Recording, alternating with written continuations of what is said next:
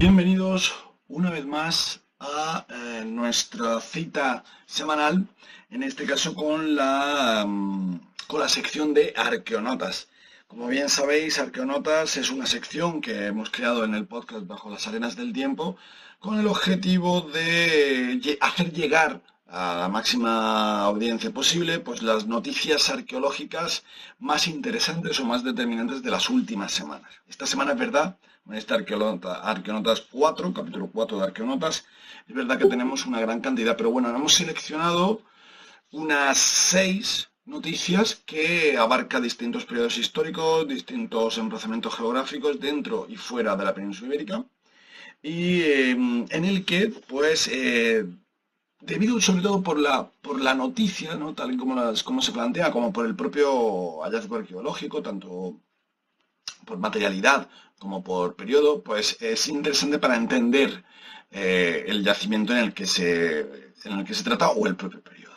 Empezamos con un hallazgo de una tumba, en concreto a través de una actividad arqueológica preventiva que se desarrolla con motivo de unas obras en el término municipal de Lucena, en la provincia de Córdoba, en Andalucía.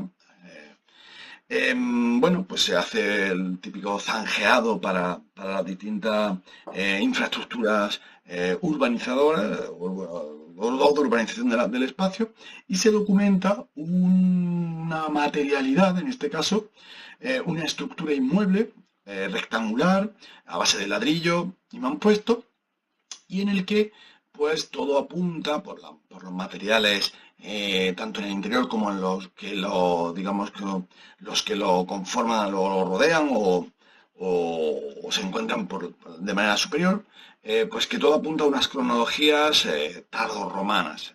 Cuando hablamos de tardorromano, cuando hablamos de época tardoantigua, tenemos que empezar a hablar de en torno a finales del siglo V, principio del VI, hasta la llegada aproximadamente de la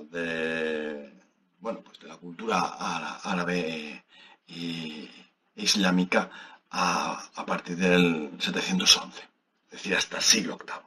De manera que en torno al siglo V, VI, VII, pues estamos hablando de esa época entre la caída del imperio y la caída, digamos, del control territorial, político e institucional que conllevó la caída del poder romano, la división entre el Imperio Romano de Occidente y el Imperio Romano de Oriente, el control titular o tutelar administrativo por parte de Bizancio de ciertos elementos geográficos de la península ibérica del sur de España, y luego la llegada de los reinos godos, ¿no? En ese entramado, pero previamente inicios, ¿vale?, de ese entramado, en torno al final del siglo IV, principio del siglo V, parece ser que se ha datado esta tumba. Aparece, hacer alusión a mi amigo Daniel Botella, don Daniel Botella, arqueólogo municipal de Lucena. Desde aquí un saludo. Y, por supuesto, no nos cabe la menor duda de que avisaremos el día que sea necesario para que, lo exprimamos de cara a un conocimiento mayor sobre, por ejemplo, la época tardoantigua o el marco sefardí, por ejemplo, en la península ibérica. Bueno, volviendo a la noticia, claro, aparece la Lucena retrocede siglos con el hallazgo de una tumba tardoantigua. Queda un poco aquí una idea que me gustaría aclarar. Claro, cuando se plantea siempre la documentación histórica de Lucena o del municipio, siempre se habla de una Lucena como sefardí y luego la fase ya islámica, ¿no? Pero hay que hablar de varios yacimientos, ¿vale? Que concuerdan claramente con una ocupación real del municipio en esa época, ¿no? En esa época no podríamos estar hablando de un municipio romano, ¿vale? Con senso estricto, tal y como establecen los marcos institucionales, administrativos y políticos de la época del Imperio Romano. Pero sí es verdad que dentro del marco de configuración territorial por parte del marco romano a partir del siglo III, ¿vale? Con la extensión o con la ampliación de las vilas rústicas y por tanto del aspecto administrativo configurado a través de las grandes domus, las grandes vilas y por tanto de los domines, que tienen su relación también a nivel político, a nivel territorial, administrativo e incluso religioso, pues estarían marcados, yo creo que el marco, digamos, de configuración territorial de lo que luego a posteriori sería el término municipal de Lucena, etcétera, etcétera. Por lo tanto, hay que hablar, por ejemplo, de yacimientos como la Basílica del Coracho. La Basílica de Coracho se localizaría muy próxima a una de las mayores vías de época romana, ¿vale? Que sería la vía entre la Córdoba, Anticaria y Malaca, que fosiliza una gran parte de lo que es el recorrido actual de la A45 y además se encuentra dentro de los límites territoriales de la ciudad ibero-romana de Igabrum, en Cabra. Es decir, Lucena formaría parte, o bueno, en este caso la vila y su basílica con posterioridad dentro de lo que sería una relación o un territorio marcado por fuertes controles a través de la vía, a través de vías de comunicación y por lo tanto dentro de un marco administrativo bien controlado pues, de la ciudad de Gabrum, etcétera, etcétera, ¿no? Cicibrium, el Laderón, etcétera, etcétera, ¿no? Y luego, sobre todo muy interesante, que en esta zona sí tiene un afianzamiento, digamos, de una población religiosa asociada, adscrita al cristianismo desde época antigua, es decir, desde inicios, ¿no? Entonces sí es verdad que tendría relación con los restos arqueológicos documentados o la excavación de la Basílica de Coracho y sobre todo su relación territorial con la vila o asociadas a estos elementos de estructura inmuebles asociados a la misma, por tanto que conformaría la Lucena, y con el resto, o los restos funerarios o dentro del espacio funerario documentados en esta noticia. Por lo tanto, a ver, no es que Lucena retroceda varios siglos. Lucena ya se sabía y se conocía que formaba parte dentro de un entramado de un marco arqueológico relacionado claramente con la tardoantigüedad. Pero bien, importante, se documenta la tumba en la plaza Juan Ruiz de Castroviejo y se ha documentado un número mínimo de individuos de en torno a 8 individuos. Muy interesante, voy a buscar la foto, porque la estructura funeraria es muy de gran factura, ¿vale? Y por lo tanto tiene un aporte institucional y jerárquico muy interesante. O sea, estamos hablando de población de alto nivel económico, institucional y político, ¿no? Por lo tanto, es muy interesante y sobre todo lo que dice Daniel Botella, que es lo que lo hace especial es que es el elemento arqueológico más antiguo que con metodología científica se ha documentado en la ciudad, ¿vale? Lo que hoy día es Lucena. Si bien es cierto, no sé si habéis estado en Lucena, bueno, quien haya estado, uno de los accesos a la ciudad pues se pasa junto a la necrópolis sefardíes como espacios de conservación arqueológica actual, es decir, entra dentro de un elemento de una ciudad destinada, digamos, a albergar espacios sagrados, ¿no? Bueno, pues podría tener esa relación con anterior o con una época anterior en el marco de esta época tardoantigua, ¿no? Eh, y también muy interesante porque se ha documentado de los 8 individuos estudiados, 6 de ellos parecieron en disposición sistemática, es decir, lo que se cree que podrían corresponder a una misma familia, ya sean por vínculo genético o político. Esto también es muy interesante porque la imagen que, que vemos, es claro, nos encontramos un individuo bueno, pues de cúbito supino, con, es decir, boca arriba, con los brazos semiflexionados hacia el vientre y con las piernas rectas. Y en la parte, digamos, de los pies nos encontramos con un batiburrillo de restos óseos, ¿vale? Una desconexión anatómica de restos óseos, pero en el fondo una posible relación, como bien dice el artículo, de claramente pues una vinculación social, política, familiar con el resto de los individuos inhumados, ¿no? Es interesante porque no solamente la conservación es muy buena, tanto del individuo in situ documentado en posición primaria como los de posición secundaria que se encuentran a los pies del mismo. Por lo tanto, los trabajos de análisis antropológico, caracteres epigenéticos, paleopatologías y posibles analíticas que se puedan hacer de carbono 14,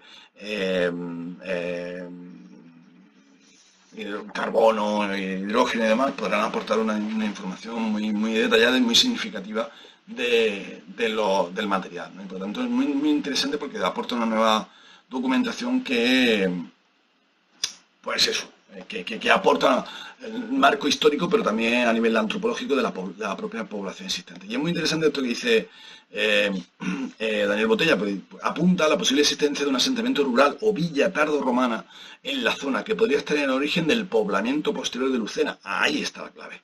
Creo porque esto aporta ese conocimiento, si bien es cierto que todo apuntaría, debido, sobre todo como os comento, a la documentación de la Basílica de Coracho, también de los hornos asociados, unos hornos asociados a, también de época, siglos cuartos, terceros, cuartos, quintos, ¿vale? Que podrían estar asociados directamente a esta basílica y que aportaría un elemento arqueológico y material muy interesante. Es un bien inmueble que está a día de hoy puesto en valor por parte del Ayuntamiento de Lucena y que se puede visitar y que aporta esa información clara sobre ese periodo. Yo creo que todo apunta, evidentemente, a que, como bien dice Daniel Botella, el arqueólogo municipal del término municipal de Lucena, todo apunta a que el origen urbanístico de la ciudad de Lucena parte de la base de una pars urbana y una pars rústica asociada a una vila rústica tardoantigua.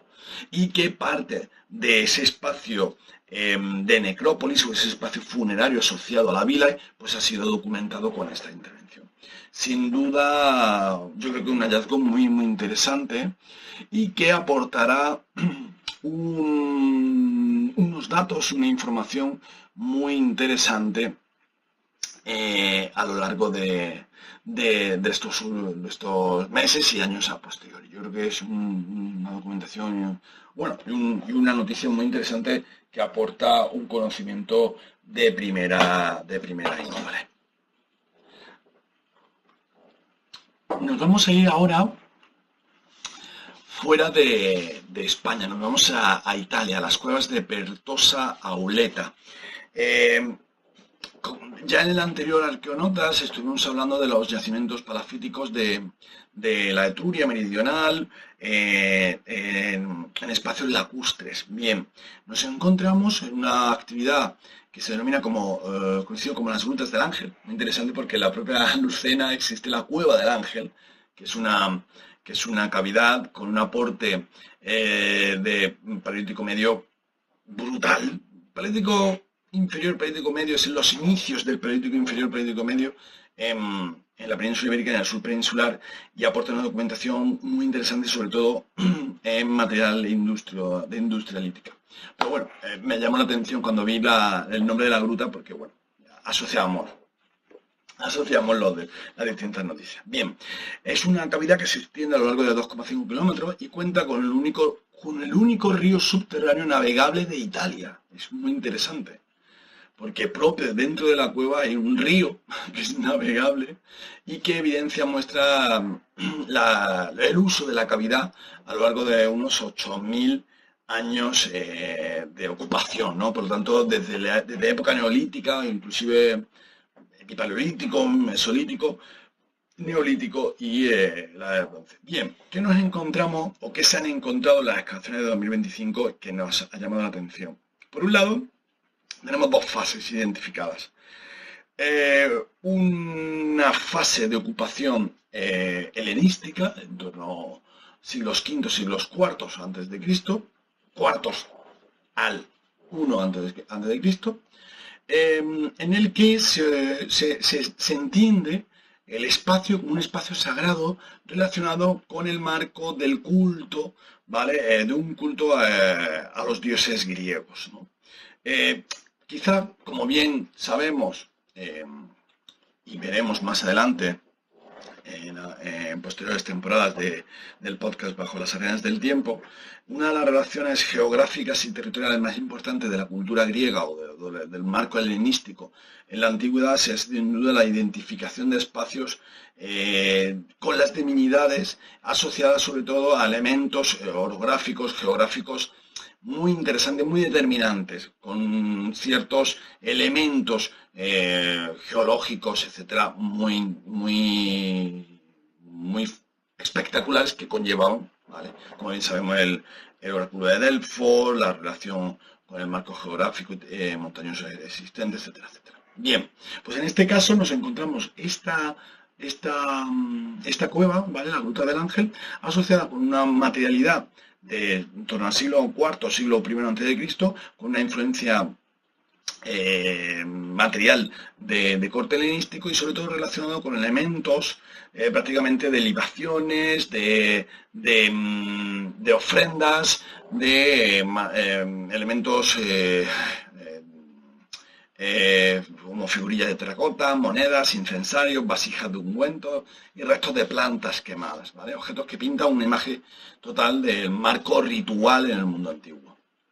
Sin embargo, bueno, la terracota de mujer, la cabeza de mujer es muy interesante porque, bueno, me recuerda a la Tanit documentada en Almuñécar, por ejemplo, que versa en torno a siglos cuartos, terceros, segundos aproximadamente de control púnico de la ciudad, etcétera, etcétera. Pero bueno, es un poco la misma época, ¿no? Y además son el hecho de las terracotas. Muy interesante. Y además tiene como un tocado, ¿no? Que podría ser ese marco del Tanit, que luego, bueno, es muy interesante. La Cibeles griega, ¿no? También podemos plantearlo por ahí. Bien, otra de las características interesantes o muy interesantes de este yacimiento, pues la documentación de una vivienda palafítica, ¿vale? De la Edad del Bronce que data del segundo milenio. Si os acordáis del Arqueonautas anterior, las cronologías eran también de la Edad del Bronce, pero era una Edad del Bronce 1700, 1400, incluso en otro yacimiento vimos que inclusive venía del anterior el uso del espacio, ¿vale? O la ocupación del espacio en época neolítica hasta el siglo V, ¿no? En el caso de esta Gruta del Ángel, tenemos pues esta ocupación desde el segundo milenio. Y nos encontramos eso, la vivienda con esos postes de madera apoyados y sobre digamos, el río subterráneo, la ocupación de la vivienda bajo tierra, es decir, bajo la superficie, dentro de la cavidad y apoyado para que las crecidas del río no afectaran a la estabilidad propia de la vivienda. Y luego, sobre todo, la notable conservación de los materiales orgánicos, como la madera, sobre todo por el ambiente húmedo de la cueva y sobre todo por las cavidades, y más estas cavidades que naturalmente tienen proliferación de agua, mantienen o intentan mantener una humedad ¿vale?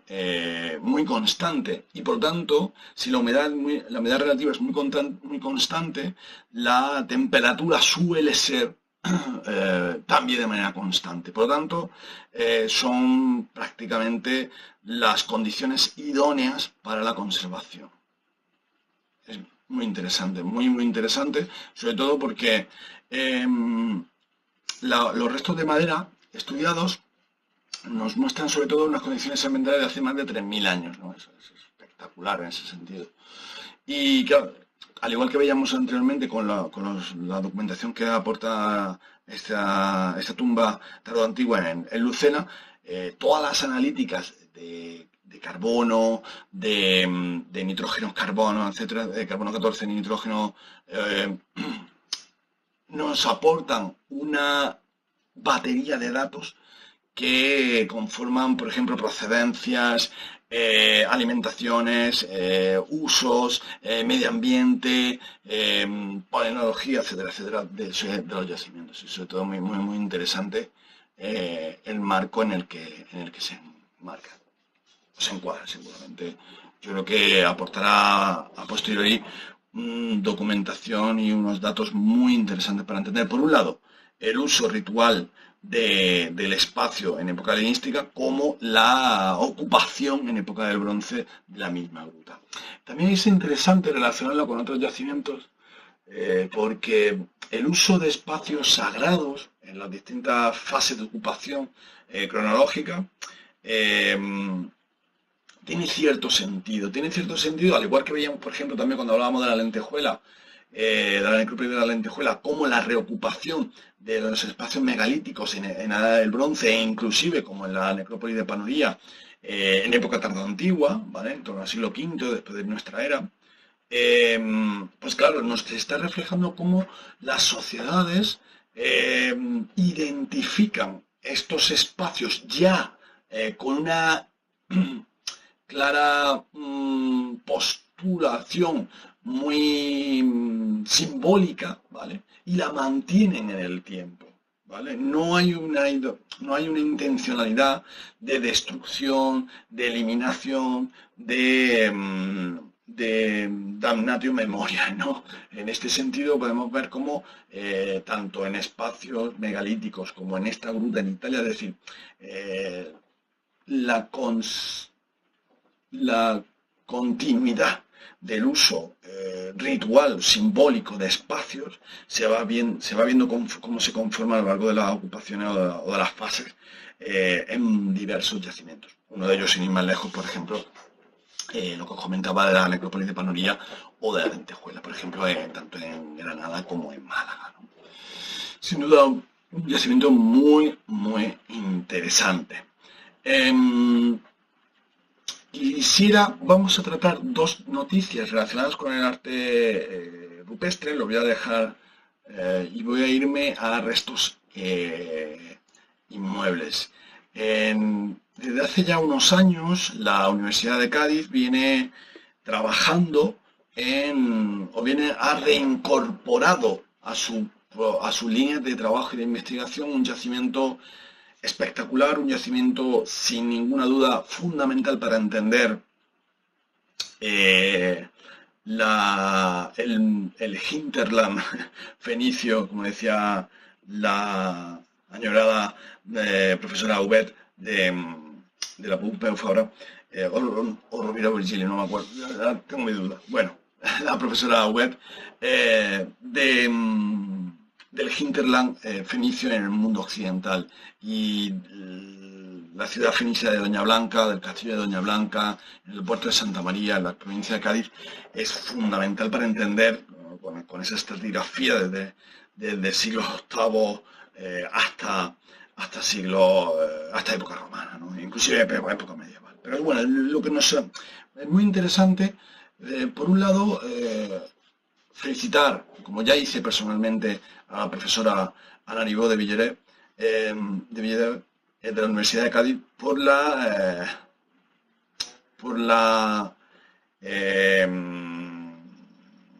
las ganas de sacar adelante la ciudad fenicia de Doña Blanca. Yo creo que es un yacimiento que se merece estar de nuevo la palestra científica y en el marco investigativo, y quién mejor que a la profesora Ana María de Villader, Niveo de Villader, para ello. Y luego su equipo, ¿no? Su equipo sin ninguna duda. Pero muy interesante porque, bueno, si conocéis el yacimiento, tenemos fases muy bien determinadas desde ese fenicio arcaico hasta la llegada y proliferación urbanística de la llegada con el mundo cartaginense a partir del mundo de la polis con el siglo VI, ¿no? A partir del siglo VI. Pero sin duda, el marco de la tríada, ¿no? Que sería el puerto de Santa María y las islas de Gadir, Eritrea, Cotinusia y demás, formaría el centro neurálgico de lo que sería el hinterland de Gadir en el mundo fenicio. Pero es muy interesante porque, si bien es cierto que los trabajos del profesor, lo diré, ahora mismo no me recuerdo, pero lo tengo aquí, un momento, que lo tengo aquí, que es Diego Ruiz Mata, ¿vale? En su vida profesional y académica, ha sido, digamos, el director de las excavaciones en el castillo de Doña Blanca. Si bien es cierto que a lo largo de los proyectos generales de investigación y de los trabajos desarrollados ha ido descubriendo muchos de los elementos urbanísticos que conforman el yacimiento, como bien dice la profesora Ana de Villará. Por un lado, se ha excavado muy poco del global del yacimiento, pero el aporte de materialidad de esas excavaciones es grandísimo, ¿no? Pero es muy interesante porque se iba buscando uno de los accesos, porque no sé si habéis estado en el yacimiento, entras por una gran apertura en el marco, o en el paño de muralla que cercaría la ciudad. Tenemos fases de construcción de muralla desde siglos VII hasta siglos IV, etcétera. Tenemos los espacios urbanos, los espacios industriales, tenemos el puerto y los embarcaderos donde en época fenicia llegaría el Mediterráneo hasta su emplazamiento, pero muy interesante porque desde la fase fundacional hasta el marco del asentamiento gaditano insular y por lo tanto su relación con esa tríada, y ya la influencia de los cartagineses, pues bueno, es interesante enmarcarla en cuál es la fase, digamos, en la que el boom urbanístico y constructivo de la ciudad, en torno a ese periodo de siglos IV, siglos III a.C., en el que se marcaba, digamos, el proyecto de esta excavación. Y los resultados se han centrado en la entrada a la ciudad fenicia de la tercera fase, ¿vale? Muy importante. Como he dicho anteriormente, es una ciudad que es un yacimiento con una estratigrafía, quiero recordar, de más de 7 metros, ¿vale? De estratificación y por lo tanto de estas tres fases muy bien identificadas desde el marco de Fenicia, pero como bien dice el artículo, se ha tenido que hacer una planificación transversal desde distintas disciplinas para poder obtener un reflejo material de las estructuras a excavar, ¿no? Si en 2024 se hicieron sondeos arqueológicos, a partir de 2025 la aplicación de nuevas tecnologías, de vuelo dron, fotogrametría, etcétera, etcétera, ha podido documentar, por un lado, modificaciones estructurales y urbanísticas que han conformado la hipótesis de la entrada a la ciudad fenicia, y además la ocupación de fases de época romana en el marco, digamos, de esa reutilización de espacios urbanísticos, e inclusive una fosa basurera de una alquería de época almohade. Como hemos visto, la reocupación de espacios en periodos distintos, muy interesante. Yo creo que aquí está la clave para entender un poco la importancia que tiene el yacimiento. Un yacimiento que aún habiéndose que se conoce muy bien, un yacimiento que puede aportar mucha información, no solamente de las tres fases grandes de época fenicia que aportan el marco, digamos, más interesante del yacimiento, pero sí también las distintas fases de ocupación que son de igual importancia que las tres anteriores, ¿no? Como estas que comentamos tanto de época romana como época almohade, ¿no? Por lo tanto, darle la enhorabuena a la Universidad de Cádiz. Yo creo que es una oportunidad muy, muy, muy importante, muy interesante para incorporar de nuevo a la palestra arqueológica el yacimiento y sin duda, pues bueno, pues los resultados han sido muy interesantes, aportan una información que si bien ya se tenía detallada anteriormente, ahora sí se ubica de manera material. La información que pueda aportar con esa modificación, podríamos decir, nuevos trazados de ámbito urbanístico en esa última fase y cómo se reutilizan esos espacios en épocas posteriores, tanto en época romana como en época almohade, y por lo tanto aporta una nueva información arqueológica e histórica a un yacimiento sin duda más que determinante.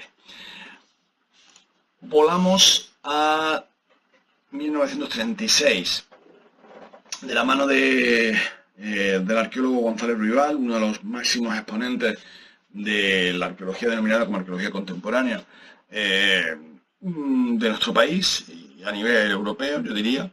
Y es muy interesante porque en esta intervención que se hace en el barrio de Entrevías, en Madrid,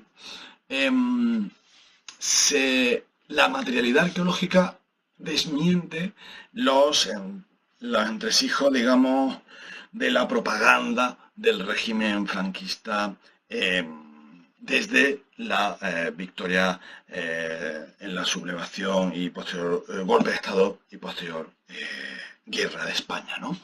Me ha interesado porque dice el proyecto arqueológico de Entrevías muestra la cara oculta del llamado milagro económico español durante la dictadura franquista, ¿no? Esos son los sondeos que se están llevando a cabo en una de las chabolas excavadas durante la campaña de 2025, chabola, que, como bien dirá luego posteriormente el propio artículo y el propio González Ruibal, nos está hablando de una materialidad dentro de los años 20, los años 30, que si bien el régimen había planteado que siempre había existido una desigualdad o una clara vinculación a un ámbito de pobreza y hambruna en la zona, nos está demostrando una clara vinculación, en este caso a nivel material, con unas viviendas óptimas, con unas infraestructuras urbanísticas muy, muy sofisticadas para la época y, por lo tanto, como bien refleja el propio artículo, un barrio interclasista a ver si lo encuentro, porque me ha llamado mucho la atención. A ver, barrios multiclase, eso, barrios multiclase. Y es muy interesante. Y sobre todo, aprovecho este artículo para también incidir en la necesidad de que la ciencia arqueológica aporte datos inclusive en el marco histórico contemporáneo, ¿no? Es muy interesante que por un lado nos está demostrando dos vías. Yo plantearía los resultados con dos vías, ¿no? Por un lado, gracias a la arqueología contemporánea nos está aportando un dato jurídico, ¿vale? Por un lado, cuando hablamos de guerra civil, no estamos hablando de guerra civil, porque como bien confirma González Ruibal, son las bombas italianas las que caen sobre el barrio de Entrevías, por un lado. Y segundo, el derecho internacional. La aplicación, en este caso, de bombardeos masivos contra la población civil estaba penado, ¿vale?, por el derecho internacional o derecho de la guerra, ¿no? El derecho de la guerra en ese marco. Y por tanto, el derecho internacional consuetudinario indicaba con total claridad, la cláusula Martens, etcétera, etcétera, indicaba con total claridad la no posibilidad o la no influencia armada con respecto a la población civil y a las infraestructuras públicas. Y ahí está la clave de una cómo la arqueología contemporánea ha aportado documentación al respecto. Y por otro lado, importante,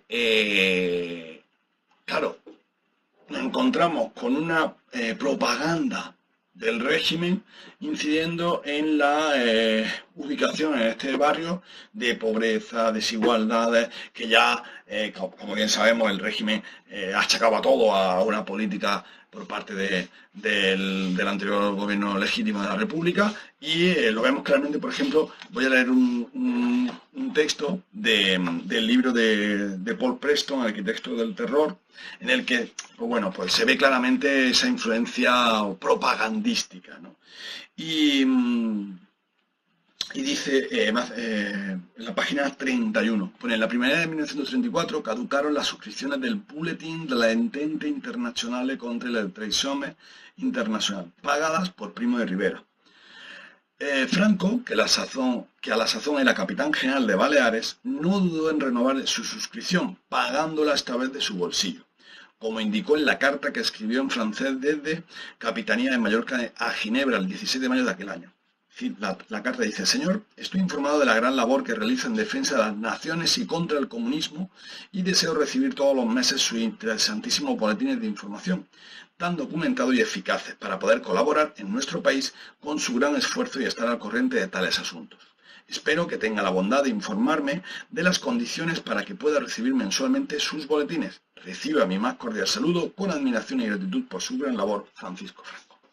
La Entente, que es en la revista internacional, respondió enviando de inmediato un paquete de sus publicaciones. El 23 de junio, recordamos, 1934, Franco mandó un cheque de 50 francos suizos como pago de suscripción en 1935, ¿vale? O sea, ese año para el año siguiente. A estas alturas, la Entente ya colaboraba con la Anticomintern de Joseph Goebbels. Era un personaje que luego veremos en la Alemania nazi. En dirigirse con gran habilidad a personas influyentes convencidas de la necesidad de prepararse para luchar contra comunistas, masones y judíos y conectarlas entre sí. Los suscriptores recibían informes sobre supuestos planes de ofensiva inminente de los tres enemigos. Vistas a través del prisma de dichos informes, las numerosas huelgas que se produjeron a lo largo de 1934 convencieron a Franco de que se había desatado una gran ofensiva comunista contra España. Es decir, ya la propaganda, la manipulación estaba ya enmarcada. Y eso es una de los... Lo vemos claramente con Goebbels, con su planificación propagandística del régimen nazi, y lo vemos claramente como la propaganda del régimen está claramente asociada con Franco. Y dice, es muy interesante porque pues, el trabajo arqueológico desarrollado estos años en Entrevías subraya, a partir de los materiales encontrados, una de las grandes mentiras del franquismo, la del atraso histórico de las condiciones de vida de las clases menos pudientes que se arrastraba desde finales del siglo XIX. Y pone además sobre la mesa del laboratorio ejemplos claros de cómo el franquismo condenó a la mayor parte de la población española a 20 años de miseria. Es decir, cómo, una vez desde el régimen, espacios urbanísticos de nivel medio o como, ¿no?, de multiclases son condenados a la miseria por el propio régimen. Pues tras la guerra civil, la pésima gestión económica de la dictadura provocó escenas de hambruna en nuestro país, comparables a las que en los años 80 tuvieron lugar en Etiopía o estos últimos años en Gaza. Pone, como indica González Rivera, al excavar los niveles del año 20 y 30 previos a la guerra, llama la atención la calidad de las construcciones, con alcantarillado, electricidad, cuartos de baño, también los objetos y restos aparecidos. Los restos aparecidos son una combinación de materiales que arrojan la impresión de que aquí vivían distintos grupos sociales, algo común en aquella época. O sea, por lo tanto, gracias a la arqueología, y yo creo que aquí está la clave de esta noticia y por lo tanto de la importancia que tiene la disciplina arqueológica también en época contemporánea, ¿no? Y es muy interesante. Porque nos está aportando, por un lado, un marco de materialidad empírica, ¿vale? De cómo el empirismo, es decir, de cómo los materiales, la verdad, ¿no? Aquí la objetividad es el material con el cual podemos obtener una información sobre cómo se encontraban esos barrios en torno a los años 20, los años 30 y cómo a través de la historiografía hemos visto que el propio régimen planteaba unas ideas con respecto a estos barrios que no son el resultado que la propia materialidad nos ha dado. Y bueno, he querido incluir el texto de Paul Preston porque deja claramente cómo la influencia de la propaganda estuvo marcada en esa, bueno, pues en esa línea de trabajo que se marcó la dictadura y que se marcó el golpe de Estado. Sin duda, de los resultados de una excavación arqueológica más interesantes para mí de los últimos años sobre un periodo histórico tan importante. Bueno, y ahora dos noticias relacionadas con arte rupestre. Una es en Tarifa y la otra salimos de España. Nos vamos a en Balmas del Cerví, ¿vale? Creo recordar que en Francia, no, a ver, un momento. Sí, creo que sí, en Francia. Vale, pero bueno, importante por dos cosas, porque quiero hacer hincapié en que a día de hoy, por un lado, cuando hablamos de la noticia de Tarifa, ¿no? En Tarifa, en este 2025, uno de los incendios que se provocaron en la Sierra de Tarifa han permitido la documentación del hallazgo de pinturas rupestres esquemáticas en el abrigo del Duque, un conjunto de pinturas rupestres prehistóricas hasta ahora desconocido. Como veis en pantalla, pues no, tenemos cuadrúpedos, figuras esquemáticas, ¿vale? Que nos habla de ese arte esquemático del neolítico, ¿vale? Y que es patrimonio de la humanidad, que en 1998 se declara patrimonio de la humanidad el arte rupestre del arco mediterráneo de la península ibérica. ¿Qué ocurre? Que en Andalucía tenemos 3 provincias asociadas a este patrimonio mundial, que son Almería, Granada y Jaén. Sin embargo, este último hallazgo de Tarifa, o los hallazgos que vienen desarrollándose desde los últimos años y décadas en Andalucía, en Málaga, en Granada, aporta la necesidad de ampliar, sin duda, el marco territorial, del patrimonio de la humanidad del arco mediterráneo, del arte esquemático, porque, por ejemplo, tenemos fase esquemática, por ejemplo, en las cuevas del Cantal, aquí en el Rincón del Mar, en la cueva del Higuerón, o del Tesoro, en la cueva de la Victoria, tenemos arte esquemático asociado en otras cavidades que forman parte del ámbito malagueño y que conforman sin duda una necesidad de incorporación de esas cavidades a la inscripción de Patrimonio Mundial y por tanto su protección y su salvaguarda. Y el ejemplo perfecto también es la llegada no solamente desde el marco, es la ampliación de ese marco territorial del arte esquemático a las provincias de Jaén, Almería y Granada, sino a aumentar a Málaga y Cádiz, ¿no? Por ejemplo. Sin duda el abrigo del Duque, tanto uno como dos, por un lado está compuesta de capas de óxido natural que habían ocultado la talla de la cabeza del animal y del cuello del animal, pero que se ve claramente a un aporte de pintura roja sobre el marco pétreo y una relación claramente similar a las pinturas existentes en otras cavidades, como por ejemplo, a ver, quiero recordar, a ver, esta que tengo aquí el libro de, a ver, perfecto, aquí, la de la panorámica de Serra 2, por ejemplo, en Lleida, en As de Balaguer, ¿no? Sin duda son muy similares a este cuadrúpedo con la cola y todo, ¿no? Se ve perfectamente.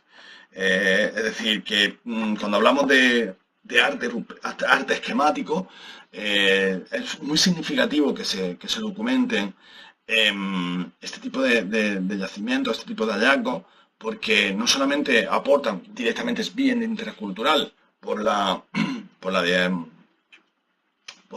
la Ley de Patrimonio Histórico Español, ya que todo abrigo o cavidad que contenga arte rupestre por Ministerio de Ley es declarado bien de interés cultural, sino que aporta también ese conocimiento que pueda plantear a los investigadores la solicitud de ampliación de la Declaración de Patrimonio Mundial del arte esquemático o el arte del arco mediterráneo. Sin duda muy interesante.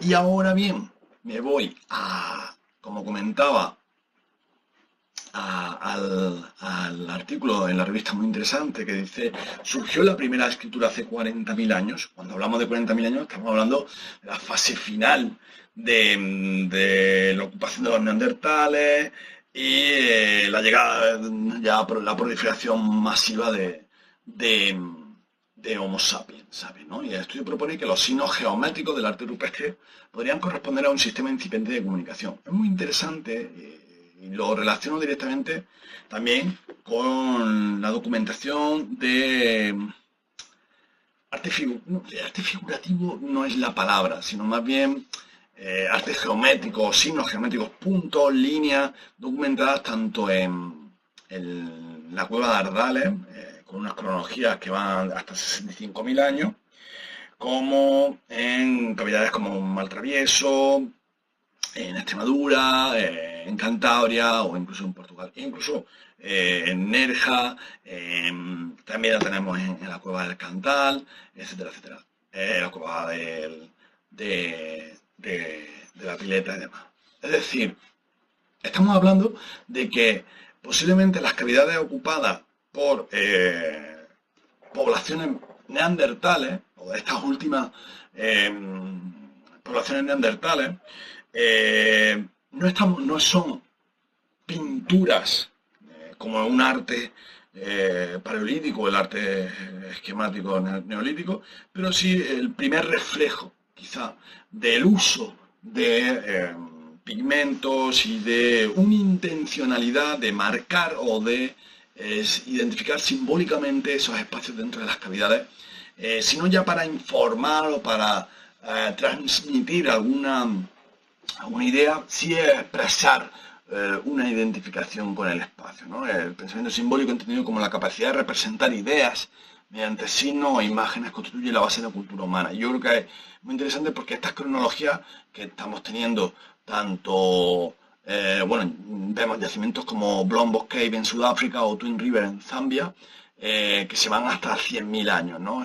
Tenemos claramente la cueva de Ardales con 65.000, o ahora mismo los últimos trabajos que se están desarrollando en la cueva de Liguerón, aquí en Ringo de la Victoria, nos están dando una cronología inclusive hasta de 40.000, ¿no? También, o sea, podemos estar hablando de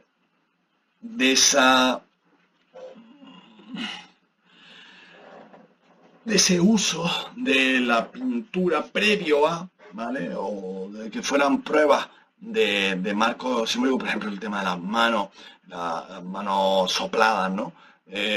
Son también muy identificativas tanto en Ardales como en Nerja, como en Higuerón.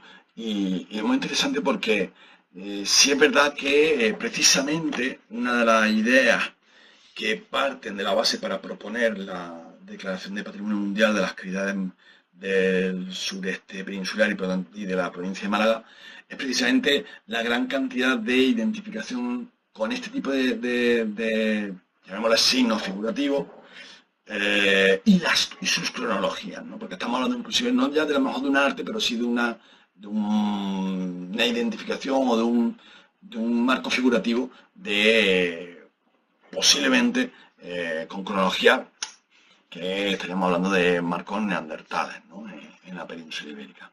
Sin duda me llamó mucho la atención este artículo porque claramente es una línea de trabajo muy actual aquí en Andalucía y sobre todo de la mano, por ejemplo, de investigadores como Pedro Cantalejo, como el Efraín Fernández o como el mismísimo catedrático eh, Pepe Ramos, ¿no? Es decir, son líneas de investigación a día de hoy que se están llevando a cabo y que están aportando una información, una documentación muy, muy interesante que se ve reflejado en que no solamente tenemos yacimientos fuera de la península ibérica, sino también dentro de la península ibérica y más concretamente aquí en Andalucía. Sin duda, uno de las noticias creo más interesantes porque están reflejando esa línea y esos resultados. Estamos hablando de equipos de investigación de ámbito internacional, ¿vale? Con multi multi nacionalidades, etcétera, etcétera, ¿no? Yo creo que es muy interesante y refleja claramente la línea de trabajo. Por ejemplo, sin ir más lejos, la cueva de Liguerón o las cuevas del Cantal, el complejo de las cuevas del Cantal, que alberga la cueva de Liguerón o de Tesoro y la cueva de la Victoria aquí en el Rincón de la Victoria en Málaga, tiene tres fases. Está la fase arcaica o anicónica, de 45.000 a 25.000 años, considerada el inicio del arte humano, ¿no? Se realizaron muchas manchas sopladas, puntuaciones aplicadas con las yemas de los dedos, trazos y manos manchadas directamente contra las paredes, siempre en color rojo, cuyo pigmento principal era el óxido de hierro. A estas pinturas hay que añadir algunos trazos que han quedado grabados en divertículos y concavidades de grandes salas. Este tipo de pintura y grabados, sin formas naturalistas ni representaciones de fauna o personas, podrían remontarse a las etapas finales del Paleolítico Medio y a las iniciales del Paleolítico Superior. Pudieron, por tanto, realizarse por los últimos neandertales o por los primeros Homo sapiens, ¿no? Luego tenemos una fase naturalista, que es del 25.000 al 11.000, que es lo que denomina como el arte paleolítico, ¿no? La mejor estudiada, las casi 400 cuevas pintadas durante el Paleolítico en el mundo, caracterizada por el protagonismo de motivos gráficos representativos, fundamentalmente de especies de fauna del entorno, sin descartar la realización de figuras humanas. Y luego la última fase, la fase esquemática del 8.000 al 4.000 antes del presente, que es un poco lo que comentábamos anteriormente documentado en Tarifa, ¿no? Realizadas tras el cambio climático que nos sitúa en un episodio templado y después de casi 3.000 años de abandono de las cuevas del Cantal en este caso. Cuando los cambios sociales y económicos se consolidaron dentro de un marco de modos de vida y trabajo relacionados con la agricultura, la ganadería, la caza y la pesca, se pintaron con una pasta arcillosa blanco-amarillenta, probablemente con un pincel ancho en motivos muy estandarizados de figura humana mediante trazos o esquemas muy básicos que forman parte del mundo gráfico neolítico. Como veis, he querido hacer hincapié sobre todo en vincular los distintos yacimientos y por lo tanto que conozcamos no solamente la noticia, sino su vinculación con una relación arqueológica, yacimientos, geográfica y el periodo histórico. Sin duda, todos estos yacimientos, como las tumbas tardoantiguas de Lucena, las actividades arqueológicas desarrolladas en el barrio de Entrevías, relacionadas con el marco de los bombardeos de la aviación italiana tras la sublevación del golpe militar de Francisco Franco, como el descubrimiento en Italia, dentro de la cavidad de la Gruta de los Ángeles, por un lado, una vivienda palefítica con postes de madera sobre elementos húmedos en el interior de una cavidad y la reutilización en el siglo IV hasta el siglo I de un culto ritual de carácter helenístico, o la documentación de la entrada a la ciudad púnica del castillo de Doña Blanca por las investigaciones de la Universidad de Cádiz a través de la profesora Nieves de Villaré, y pues estas dos últimas noticias, tanto del incendio de Tarifa con la documentación de un abrigo con pinturas esquemáticas, o esta noticia estaremos hablando de los primeros surgimientos de una primera escritura, de un primer simbolismo del uso de grafía a través del simbolismo con más de 40.000 años. Bueno, sin duda, para estas Bionotas 4 son noticias muy, muy interesantes que hablan cada uno de ellos de un aporte de información documental, material e histórico a cada uno de sus yacimientos. Un saludo, muchas gracias. y nos vemos en el próximo Arqueónotas.